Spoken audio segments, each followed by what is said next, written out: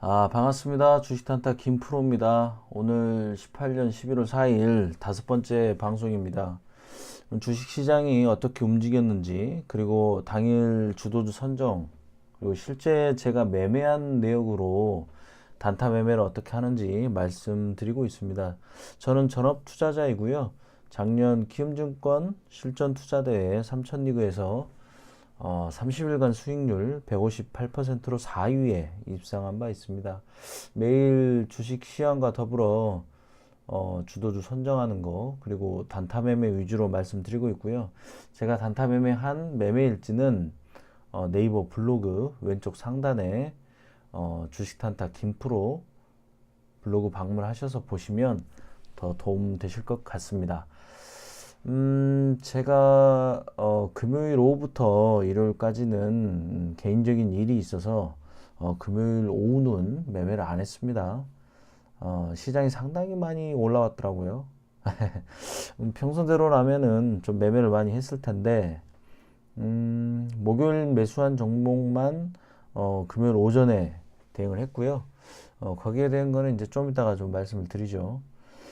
그리고 앞으로 이제 금요일에는 어차피 이제 주말에 우리 장은 쉬는 거고 미국 장은 이제 토요일 날 확인을 하는 거기 때문에 동영상 올리는 거는 제가 이제 일요일 오후에 올리도록 하겠습니다. 자, 그럼 시장부터 한번 보겠습니다. 자, 수급을 한번 보죠. 자, 수급을 먼저 한번 보시면 코스닥 외국인 예, 잠시만요. 돈이 많이 들어왔죠. 예. 종가 기준으로 보면은 외국인이 1275억 순매수를 했고요. 기관은 마이너스 15억 순매도를 했네요. 선물은 외국인이 매도, 기관이 매수를 했습니다. 자, 금요일 증시가 이제 좀 차트를 같이 한번 보죠. 차트를 보면은 코스닥 차트입니다. 시초가가 1.39%, 갭상으로 시작을 했죠. 네, 갭상승으로 시작을 했고, 뭐 아무래도 이제 전일 미국 증시 상승분이 반영이 된 거죠. 장 초반에 이제 기술적 반등이 이제 나오면서 지금 보시면은 이제 저점 대비 반등을 지금 계속 했지 않습니까? 그래서 이제 기술적 반등이 나와서 잠깐 양매도가 나왔었죠. 다시 이제 수급 한번 볼게요. 요거를 이제 같이 보셔야 돼요. 보면은 아침 9시 11분에 예, 마이너스 16억, 마이너스 53억, 잠깐, 아주 잠깐이에요. 9시 15분까지. 잠깐, 기관도 팔고, 외국인도 팔다가, 이슈가 이제 좀 나왔죠. 트럼프하고, 시진핑하고, 뭐, 무역 협상에 대한 호재가 좀 나오면서, 외국인은 이제 결국 현물 매수로 턴을 했죠. 그죠? 계속 줄어들고 있잖아요. 지금 여기서 보시면, 이게 이제 마이너스라고 해가지고 그냥 계속 팔고 있구나 이렇게 보면 안 된다 그랬죠. 흐름을 보라 그랬죠. 기억나시죠? 제가 이거 1강에서 얘기했던 겁니다. 보시면은 이제 마이너스라도 요게 계속 줄어든다는 얘기는 뭐예요? 사고 있다는 얘기잖아요. 그죠? 예, 그러고 나서 이제 9시 반에 외국인 이제 순매수 전환하면서 계속 물량을 늘려나가는 모습이었습니다. 자, 이런 식으로 이제 이슈가 호재가 좀 나오면서 외국인의 현물 매수로 턴을 했고요. 기간은 언론들이 이제 좀 떠들기 시작하면서 외국인도 이제 현물 폭이 좀 강화가 됐기 때문에 기간은 오후장에 매수로 전환을 했어요. 보시면 이제 기간은 계속 매도를 하다가 마이너스 800억, 마이너스 언제 얼마가 찍었습니까?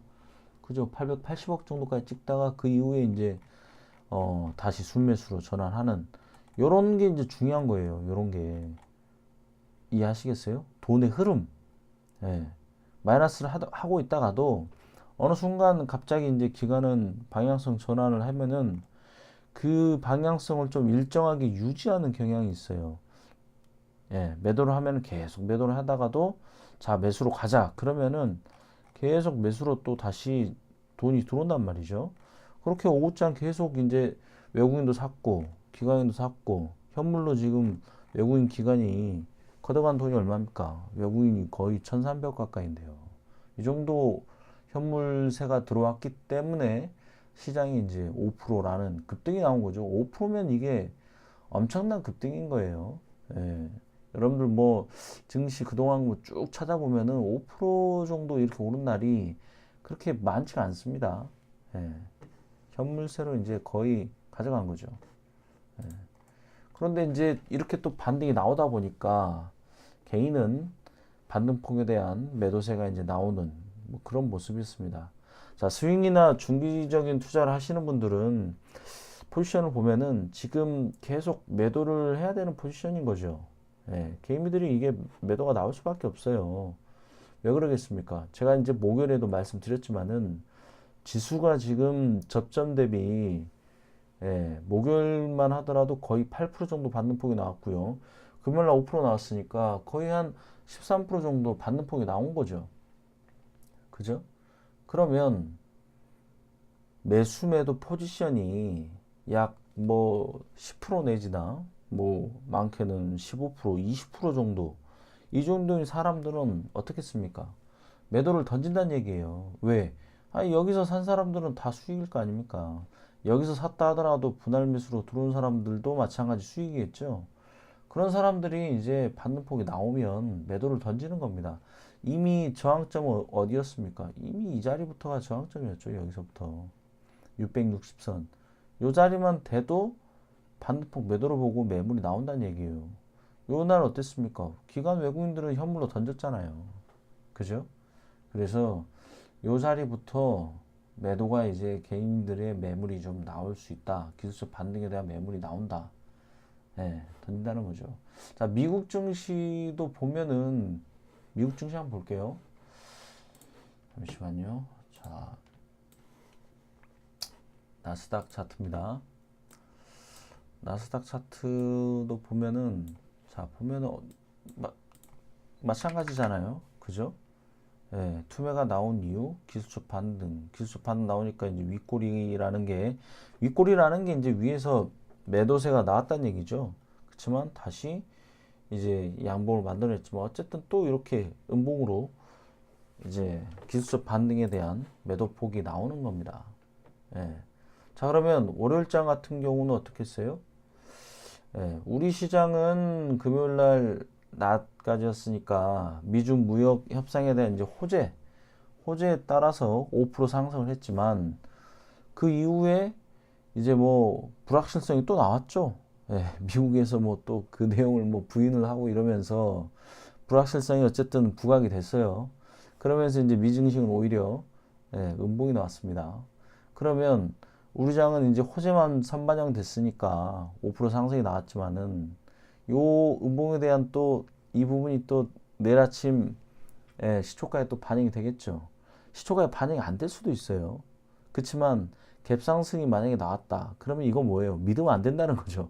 이거 뭐 띄워놓고 또 음봉이 나오면 실은 갭상승 음봉이 더 무서운 거예요. 예. 띄워놨다가 음봉이 나오기 시작하면은 거의 뭐 이거는 개인들한테 물량 떠넘길 확률이 상당히 높습니다. 예.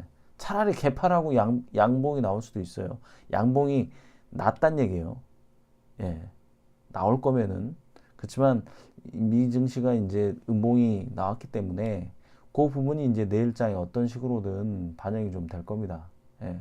갭상승 음봉이 나오든 아니면 보합권에서 음봉이 나오든 아니면 아예 개파랑이 나오든 그런 식으로 장 초반에 좀 선반영이 좀 될 거예요. 자, 그래서 스윙 투자 하시는 분들은 제가 이제 말씀을 드린 게 변곡점 구간이다. 지금 구간은 변곡점 구간이라고 그랬죠. 자, 다시 우리 증시 한번 볼게요. 제가 좀 감기가 좀 왔어요. 네. 자, 다시 보면은 지금 이런 구간들은 기술적 반등에 대한 매도가 나오면서 자꾸 여기서 왔다 갔다 한다 그랬죠. 예, 왔다 갔다 합니다. 변곡점 구간이기 때문에 지수의 기울기가 상향 추세로 전환하기 전까지는 지지와 저항대로 대응을 하는 게 중요하다. 지금 제가 같은 얘기를 계속 반복하고 있는 이유가 있어요. 여러분들 나중에 다시 알게 되실 겁니다. 자, 그래서 기술적 반등폭이 나온 매도 자리에서는 일부 물량이라도 털어가야 된다. 여기서 팔고 매도를 해야 한다 그랬어요. 그죠? 자, 그렇게 하면서 매물이 소진이 되겠죠. 요 자리에 이제 물린 사람은 매물이 소진이 될 거 아닙니까? 여기에 다시 떨어진다 하더라도 617선, 그러니까 이전 저점이 되겠죠. 만약에 요 자리에서 투매가 나올 수도 있고, 아니면 뭐 어떻게든 시장의 주인들이 지지를 만들 수도 있는 거예요. 그죠? 아무래도 이제 지지로 갈 확률이 조금 더 높을 수 있겠죠. 왜냐? 워낙 투매가 나왔잖아요. 그렇지만 지수는 함부로 예측하면 안 돼요. 예, 예측한다는 것 자체가 이거 뭐 무의미한 짓을 하는 거예요. 그냥 우리는 수급과 지지와 저항만 볼 거니까. 자, 어떤 식으로든 요 자리에 지지가 나오든 투매가 나오든, 투매보다는 어쨌든 지지가 나온다면 요 기울기가 어떻게 되겠습니까? 누그러뜨려지겠죠. 지금 요만큼 반등했더니 어때요? 지금 이거 꺾인 거 보이시나요?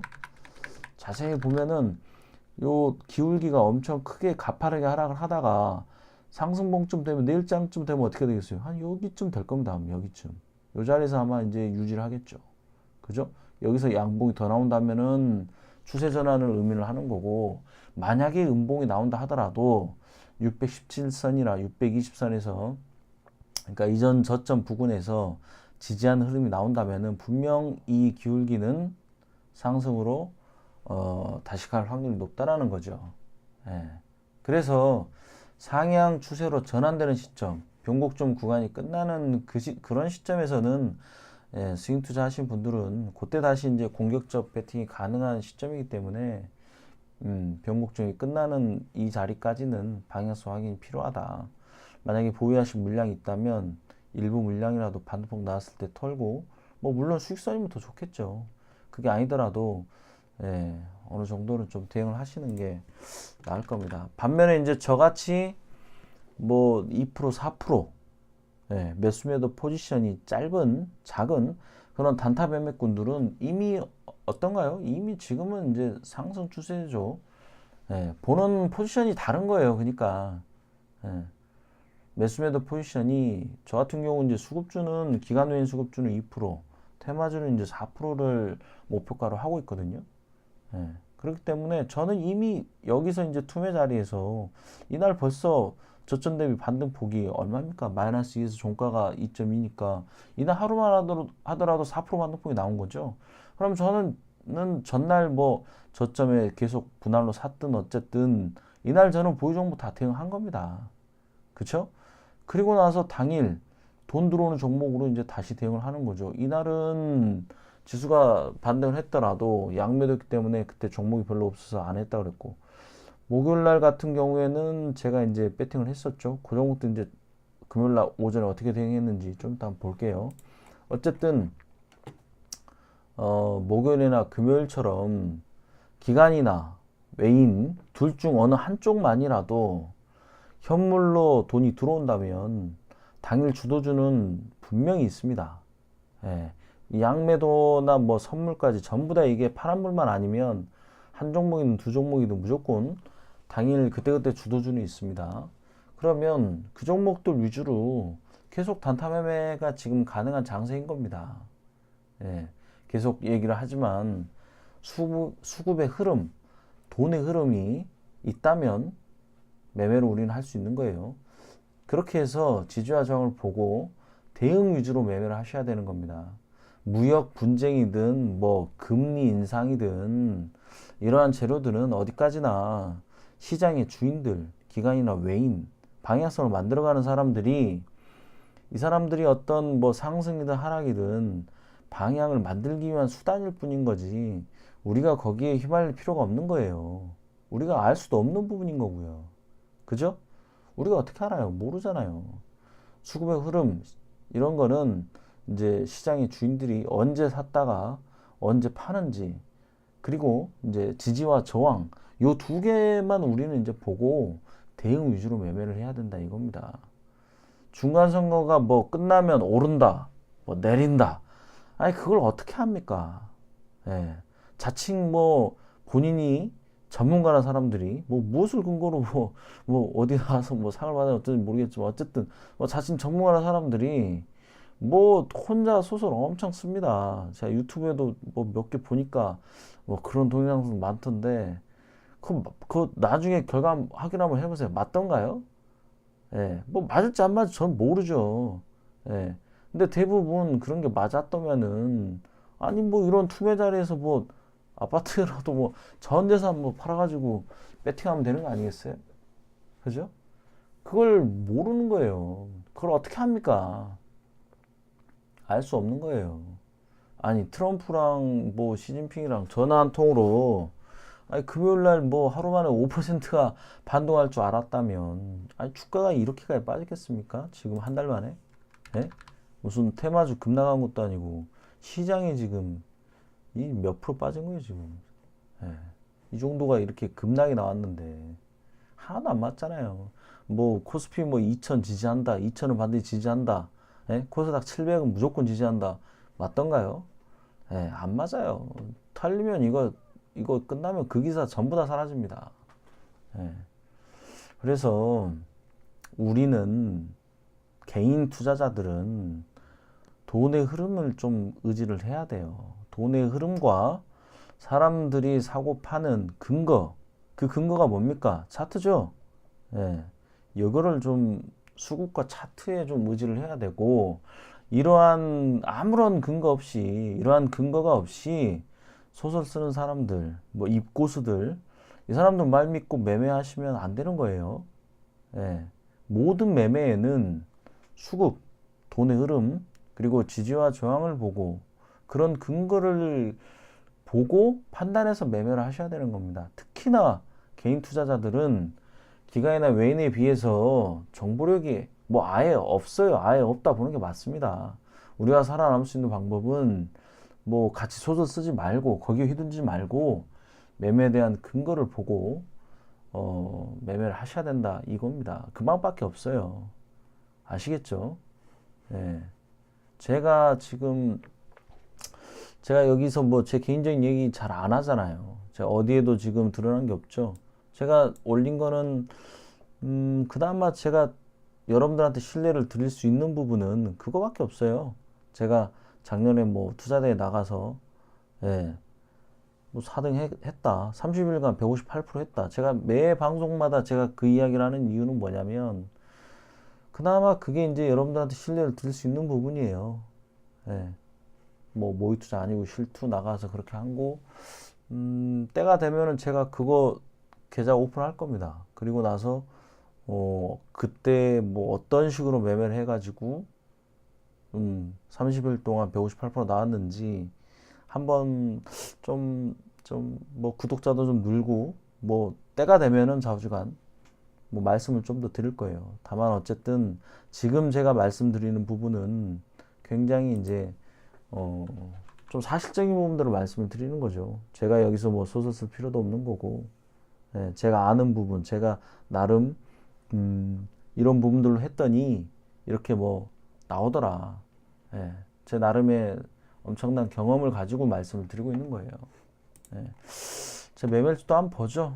예, 뭐 제가 매일 어쨌든 방송하고 있으니까 계속 말씀을 좀 드릴 겁니다. 자, 금요일날 제 매매일치를 한번 보겠습니다. 제가 매일 이것도 하고 있죠. 전날 무슨 종목 샀다, 그 다음날 어떻게 대응했다, 이 부분 지금 말씀드리고 있어요. 자, 목요일날 제가 이제 종배했다고 한 종목이 셀트리온 제약이었죠. 셀트리온 제약. 이렇게 대응을 했습니다. 보시면은 목요일날 이제 자사주 매입에 대한 이슈가 있었죠. 그러면서 요때 이제 외국인들이 매수를 했었어요. 그리고 나서 저는 눌림을 공략한다 그랬죠, 항상. 예, 저는 돌파 매매도 많이 해봤었는데, 여러분들도 아마 그럴 거예요. 결국에는 개인 성향에 따라갑니다. 저는 이제 좀 더 뭐랄까요, 예, 큰 베팅보다도 눌림으로 이렇게 좀 대응을 하는 거를 좋아하는 성향인 것 같습니다. 그래서 저는 눌림 자리 위주로 매매를 합니다. 자, 그래서 외국인이 들어왔다가 눌림에 사고, 그리고 나서 이제 지수가 투매가 나왔었죠. 지수가 투매가 나왔을 때 한 타점 더 추매를 했습니다. 그리고 나서 시초가가 이제 이길 갭상이 나왔죠. 갭상이 몇 프로 나왔어요? 2.37% 나왔잖아요. 그러면 저점 대비 벌써 몇 프로입니까? 1%, 2%, 거의 3% 좀 안 되게 나왔죠. 그러면 저는 수급주는 아까 제가 2%만 반도파 나오면 판다 그랬죠. 예, 그래서 대응하는 거예요. 그리고 이제 장 초반 이길 시초가에는 굳이 반등폭이 2%까지는 아니어도 시초가에 저는 대부분 일단 일부 물량은 반드시 날립니다. 거의 대부분 뭐 장 초반에 10분 이내에 일부 물량은 저는 반드시 날려요. 왜 그러냐? 전날은 어땠어요? 전날 이제 종배를 할 때까지는 근거가 더 있었겠죠. 기관이 사는 걸 봤든지 아니면 외국인이 사는 걸 봤든지 어쨌든 기관 외인의 수급을 근거로 매수를 했다가 그 다음날이 되면은 장 초반을 누가 살 건지 팔 건지 알 수가 있어요? 당연히 모르죠. 시초가는 당연히 모르겠죠. 그리고 이 시초가가 갭 상승을 기대하는 이유가 뭡니까? 아니, 전날 기관 외인의 결과를 보고 사람들이 거기에 대한 기대치를 갖는 거잖아요. 그쵸? 따라서 전날 수급에 대한 결과는 이미 시초가에 그게 갭상이든 갭하락이든 시초가에 반영이 된다는 얘기예요. 그래서 장 초반에는 일부 물량이라도 대응을 하고 뭐 외국인이 판다면은 나머지 잔량을 정리를 다 해버린다든지 아니면 뭐 반대로 외국인이 매수를 한다 그러면은 뭐 종고점까지라도 걸어놔서 판다든지 그런 식으로 이제 저는 대응을 하는 겁니다. 그래서 셀트리온 제약은 장 초반에 시초가에 70% 팔고 나머지 잔량 대응을 했다. 그렇게 보시면 됩니다. 또 아프리카 TV도 샀다 그랬죠? 아프리카 TV는 전날 이 자리에서 샀다 그랬어요. 이 자리에서 이제 이것도 마찬가지예요. 이거 제가 설명하면서 이제 기간의 매수 패턴 말씀드렸죠. 예. 목요일날 그 동영상 제목이 기간의 그 패턴에 대해서 확인하는 요령을 제가 이제 제목으로 잡았었어요. 그래서 기관들은 매수 단주로 들어오는 경향이 있다. 그거 이제 제가 체결창 다 보여드리면서 설명드렸죠. 예, 이 동영상을 바로 보신 분들은 제가 이제 매일 올릴 때 주제를 하나씩 가지고 올리고 있으니까 한번 좀 봐보시기 바랍니다. 전날 동영상 보면은 기간의 매수 패턴을 확인할 수 있어요. 매도도 똑같습니다. 예, 기간이 매도할 때도 그냥 뭐 시장가로 던진다기보다는 매도 단주가 반대로 계속 나와요. 매도 단주가 일정 뭐 시간을 가지고 반복적으로 나오는 게 있어요. 2분이면 2분, 3분이면 3분, 뭐 4분, 5분 이런 식으로 텀을 두고 계속 같은 수량의 매도 단주가 나온다는 거죠. 그래서 이날 눌리면 매수를 했고 마찬가지 시초가 갭상이 나왔어요. 시초가 갭상이 이제 1.39% 나오면은 반등폭 뭐 2% 나온 거죠. 지금 이 자리에서니까 2% 나와서 70% 물량을 시초가에 팔고 이제 장 초반에 양봉 나올 때 나머지 잔량 정리한 겁니다. 그리고 파트론 이 종목도 이제 전날 외인 수급 보고 제가 매수를 했다 그랬죠. 그래서 이제 이 자리 눌리면 샀다가 다시 또 떨어졌을 때 일부 물량 추매를 했어요. 그리고 나서 시초가에 또 마찬가지 갭 상승이 나왔죠. 갭 상승 그렇게 크게 안 나왔어요. 시초가 갭상 0.45% 그냥 0.5% 나온 거 아닙니까? 그래도 저는 던지는 거예요. 그 갭상이 적든 크든 어떤 식으로든 전날 수급 결과에 대한 그 기대감이 시초가에 반영이 되는 거기 때문에 시초가에 저는 일부 물량을 반드시 날립니다. 그런데 이제 바로 외국인 매도가 나왔어요. 프로그램으로 이제 외국인 매도가 나오면서 저점에서 요 잔량만큼만 저점이라고 여기까지 떨어졌다 해가지고 물량을 크게 사는 게 아니에요.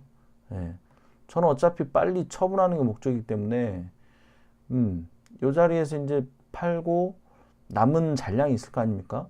그러면 그 잔량보다 작거나 그와 유사하게만 사줍니다. 그러면 평단이 더 떨어지겠죠. 여기서 이미 나는 물량을 정리했으니까 평단이 여기였다 그러면 여기서 요만큼 하니까 평단이 요 정도까지 떨어지겠죠. 그러면 이제 다시 반등할 때 물량 정리하는 겁니다. 그러면은 뭐 수수료 익절선 아니면 뭐 0.12% 수익이라도 그냥 먹고 나오는 거예요. 그러면 아까 같은 경우 셀트리온 제약 그리고 아프리카 TV는 목표가 매도하고 얘는 뭐 좀 어쩐다 저쩐다 하더라도 수수료 뭐 익절인 손절을 치고 나오면 당연히 이제 전날 종가 베팅에 대한 매매는 수익성이 되는 거죠. 그런 식으로 리스크를 최소화하면서 매매를 하는 거예요. 이게 뭐 별거 아닌 것처럼 보일 수 있어도 이게 엄청난 매매 경험에서 이제 제 나름대로 저는 이렇게 이제 구간을 잡은 거죠. 사람마다 이제 성향에 따라서 그 매수 매도 포지션은 달라질 수 있는 겁니다. 그거는 여러분들이 하시다 보면 생겨요. 예, 저는 그냥 이렇게 그냥 잡은 거예요. 제가 매매를 오래 하면서. 자, 그렇게 이제 매매를 했고요. 금요일장은, 오후장은 이제 매매를 제가 하지 않았어요. 개인적인 일로 요거 딱 팔고 그냥 나갔습니다. 예. 5%나 급등을 했더라면은 매매가 엄청나게 했을 텐데, 뭐, 그랬고, 좀 주도주들 한번 좀 볼게요. 금요일날 어떤 종목들이 움직였냐면, 저 같으면 아마 이 종목 했을 거예요. 이 종목. 파라다이스 했을 겁니다. 예. 왜냐? 이 수급을 봐보세요. 지금 이게 일봉 차트고 요게 3분봉 차트라고 말씀을 드렸죠. 오른쪽이 일봉 차트고 왼쪽이 3분봉 차트, 키움증권 차트입니다. 예, 그리고 나머지 뭐 매매 동향이나 뉴스나 뭐 지수 흐름 이런 거는 이제 대신증권으로 제가 보고 있고, 나머지 이런 지표들은 키움증권으로 참고를 하고 있습니다. 파라다이스 같은 경우는 이제 보시면 외국인이 146억, 기관이 92억 들어왔죠. 예, 기관 매인 둘이 합쳐서 230억 산 거 아닙니까? 그러면 그날 금요일날 거래대금이 570억인데 230억을 가져간 거예요. 그럼 거래대금의 절반을 가져간 거니까 얼마나 많이 샀겠어요. 예? 이해되시나요? 기간에 아마 단주 엄청나게 이게 눈에 보였을 겁니다. 외국인들은 뭐 프로그램으로 보시면 딱 찍히는 것만 해도 43만 6천인데 거래원을 보시면은 아예 메릴린치가 대놓고 가져갔어요. 그죠? 예, 상위 5개 거래원을 보시면은 자, 이것도 한번 좀 보여드려 볼게요. 잠시만요. 어디 갔지? 예, 이건가요? 이거 아닌데. 잠시만요.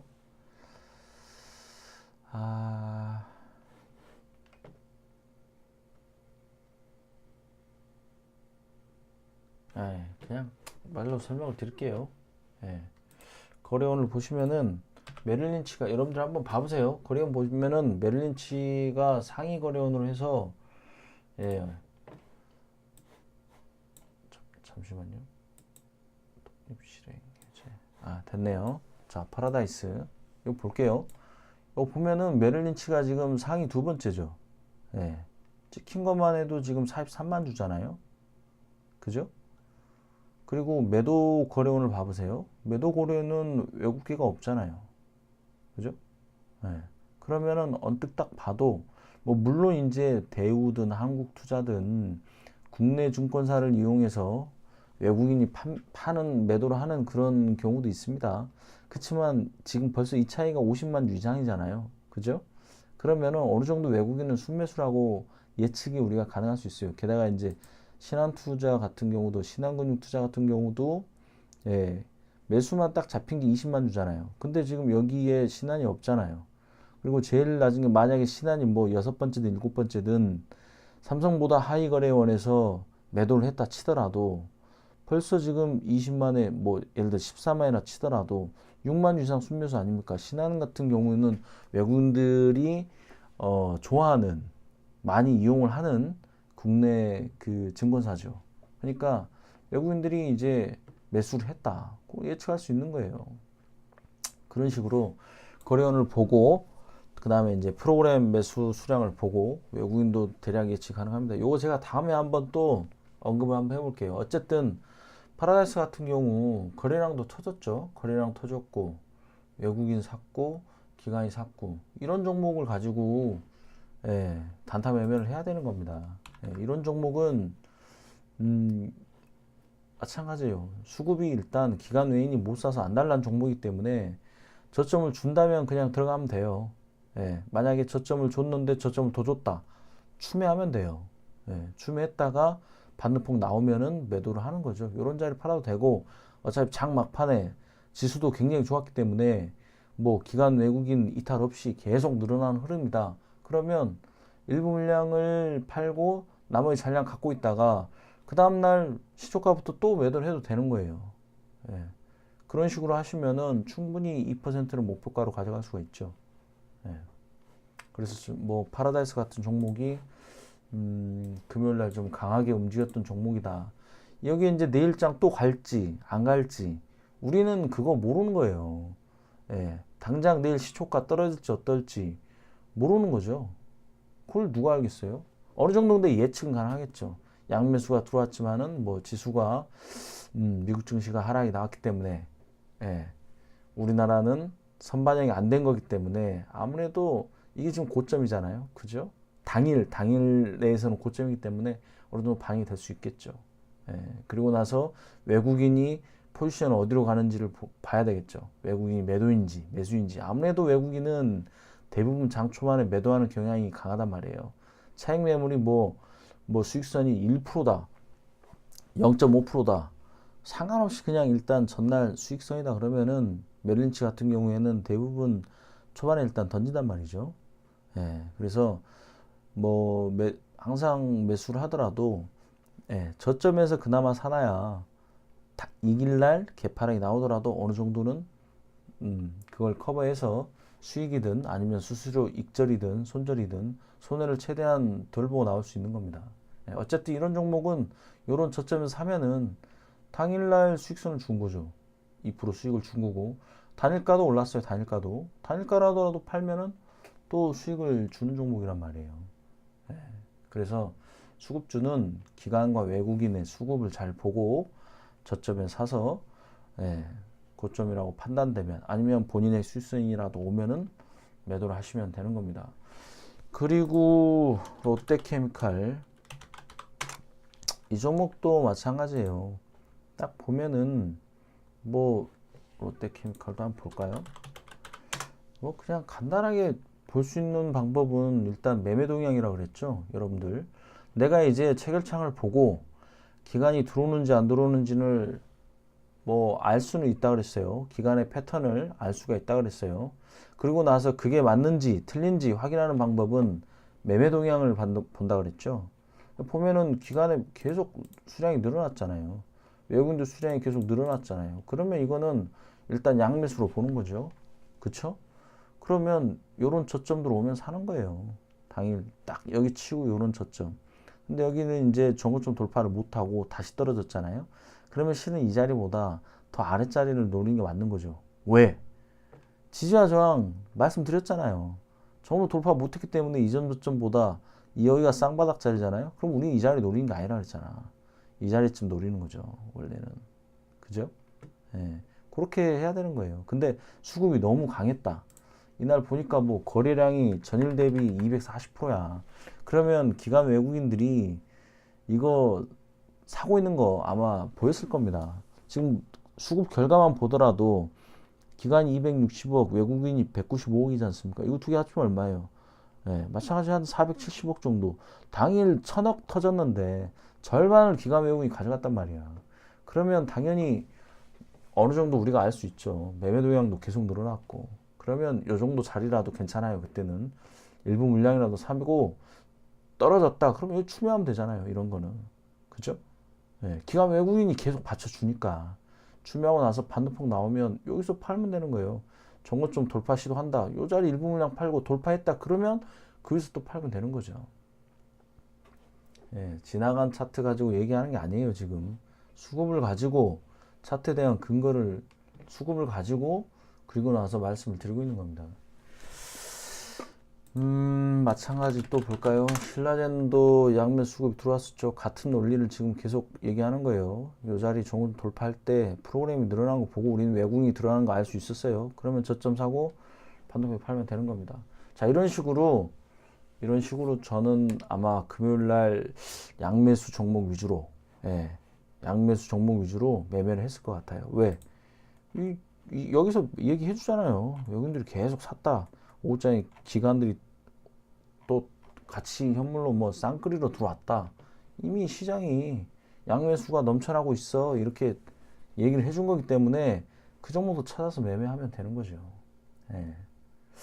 그리고 그 전에 제가 얘기했던 종목들 좀 볼까요? DPC 한번 보죠. DPC를 제가 이거 언제 얘기했습니까? 매매는 안 했지만 제가 이날 얘기했었죠. 이날 제가 이날 상따 들어갔다가 수수료 손절을 2번 하고 나왔다고 제가 말씀드렸었어요. 여기서 수수료 손절하고, 여기서는 약 손절하고 빠져나왔다고 얘기했죠. 예. 그때 제가 말씀드린 부분이, 이거 이제 세력이, 이때 이제 일봉 차트를 봐보세요. 이날이지 않습니까? 이날 보면은, 이날 이렇게 돈을 쓴 거예요. 거래량도 이날 일봉이 터졌죠. 돈을 쓰긴 했으나, 계속 뭐 끌어올렸다기보다는 털어먹는 형태라 그랬죠. 왜? 이 종고점에 이날 이 매물이 있지 않습니까? 여기 매물, 여기 매물이 있기 때문에 세력이 한 번에 돈을 쓰게 되면은 너무 그 가져가게 되는 돈이 양이 많단 말이에요. 물량 정리가 힘들 수가 있어요. 그렇기 때문에 올라가면서도 계속 갭상을 만들고 올라가면서도 음봉이 계속 보였단 말이죠. 이 얘기는 뭐라 그랬어요? 예? 여기 있는 매물을 계속 떨궈내는 거예요. 그리고 본인네들이 음봉을 만들어으로써 계속 물량을 크게 안 가져가고 돈을 쓰다가도 털어내고 쓰다가도 털어내고 이렇게 하는 거예요. 그죠? 그래도 세력의 평단은 낮으니까. 예, 세력의 평단은 세력은 손해 안 보니까 이 종목의 주인은 손해를 안 보게 장사를 하는 거죠. 그래서 그렇게 정리하다가 정작 돈 쓴 구간은 여기라고 그랬죠. 여기. 예, 진짜 돈이 들어온 거는 이 구간이에요. 그래서 저는 돈이 들어오고 종점 돌파하는 걸 확인하고 나서 상따를 들어갔는데 상한가에서 물량을 정리를 해버렸단 말이에요. 지금 이 양봉이 아니라 그랬죠. 상한가를 들어갈 때만 양봉이고 상한가에서 어쨌든 또 매물을 쏟아냈기 때문에 거래량이 이만큼 터진 거예요. 그럼 여기는 물론 매수한 물량도 있지만 매도한 물량도 크기 때문에 여기에서 들어온 양봉의 물량을 여기서 이만큼 샀으면 평당이 어디쯤 되겠어요? 그냥 딱 파도 여기쯤 아닙니까? 그죠? 그럼 여기 팔면 어쨌든 이 종목의 주인은 수익이잖아요. 그리고 한 번은 털릴 수 있어요. 근데 두 번째 또 상한가가 무너졌다. 그러면 이거는 세력이 물량을 정리하고 있는 그런 확률이 높으니 저는 여기서 정리했다 그랬죠. 더 이상 매수를 안 했다 그랬죠. 예. 상한가를 만들어 놓고 세 번이나 물량을 떠넘긴 거 아닙니까? 그리고 나서 3시 이후까지도 상한가가 안 되니까 투매로 날려버린 거죠. 그죠? 나머지 잔량 날려버린 겁니다, 이날. 예. 그래서 그 다음날에도, 마찬가지로 보통 힘이 없는 종목들은 이 자리에 이렇게 떨어지면은 그 다음날 또 떨어져요. 더 떨어집니다, 더. 근데 이 종목 어쨌든 거래대금이 크게 터지면서, 예, 들어온 사람들이 일단 많다는 얘기죠. 그죠? 그렇기 때문에 저점에서 어느 정도 지지가 되는 거예요. 예. 물론 이 자리에서 누가 샀는지 그건 알 수가 없어요. 그걸 누가 알겠습니까? 그쵸? 예. 뭐 누군가는 샀겠죠. 개인이 샀을 수도 있고 이 종목의 주인이 그냥 계속 추가를 했을 수도 있고 그건 아무도 몰라요. 그래서 어떻게 한다 그랬어요? 예? 돈이 들어온 흔적, 돈이 들어왔을 때 그때 공략을 한다 그랬죠. 그죠? 그때가 언제입니까? 이 정고점을 돌파를 할 때예요.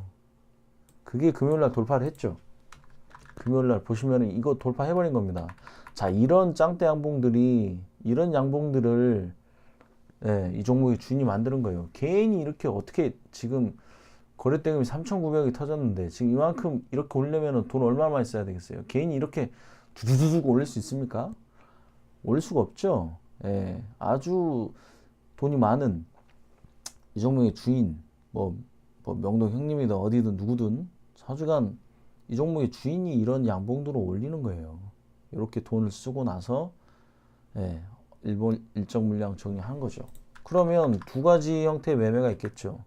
돌파 매매 하시는 분들은 이 종고점을 돌파할 때 들어가는 부분들, 이 종고점을 돌파하는 거를 할 때 거래량이 같이 터졌으니까 들어왔다 하고 이제 들어가는 그런 돌파 매매 형태가 있을 것이고, 그 다음에 돈이 들어온 걸 완전히 확인한 다음에 눌림 매매 하는 분들도 있겠죠. 저 같은 사람은 이제 눌림 매매 한다 그랬으니까 어디서 했겠습니까? 종고점 돌파하고 돈을 더 썼잖아요. 그러면 이런 거는 반드시 첫 자리 눌림을 공략을 한다면 분명 빠져나갈 포인트를 주거든요. 예. 당연히 주지 않겠어요? 돈을 쓰고 나서 어떻게 물량을 한 번에 다 정리합니까? 그죠?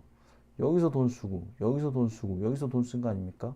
그러면 여기서 물량을 정리하더라도 받는 뽕을 잠깐 만들었다가 다시 턴다는 말이죠. 그러면 우리는 이제 이런 자리들 공략을 하는 거예요. 예, 이런 자리들 공략하는 거죠. 예. 근데 이제 한 가지 또 조심해야 될 게 있죠. 뭡니까? 마찬가지 요 자리에서 내가 들어갔는데 수익선을 길게 보면 안 되는 거죠. 이제 여기서 또 갈리는 거예요. 사람들이 매수매도 포지션이 여기서 또 갈리는 겁니다. 저 같은 경우 테마주는 4%거든요. 만약에 이런 자리에 샀든 여기 샀든 상관없어. 어디서 샀든 상관없어요. 저점 대비 4% 나오면 그냥 일단 일부 물량은 날리는 겁니다. 그러고 나서 더 가면 위에서 팔고 떨어지면 그냥 나머지 전량 다 정리하는 전략인 거죠. 예. 그래서 저 같으면 아마 이런 자리 공략했을 것 같아요. 이런 자리 공략했을 것 같고 요 자리에서는 더 안 들어가죠. 왜? 아니 여기서 더 갈지 안 들어갈지 그걸 어떻게 알아요? 돈을 썼다라는 증거는 뭐겠어요? 이 자리를 돌파를 하는 시점이겠죠. 지금 이날 고가가 상한가 안 갔잖아요. 그러니까 이 자리를 만약에 돌파를 했다면 다시 또 했겠죠. 근데 이 자리를 돌파를 안 했기 때문에 우리는 어디를 봐야 된다 그랬죠?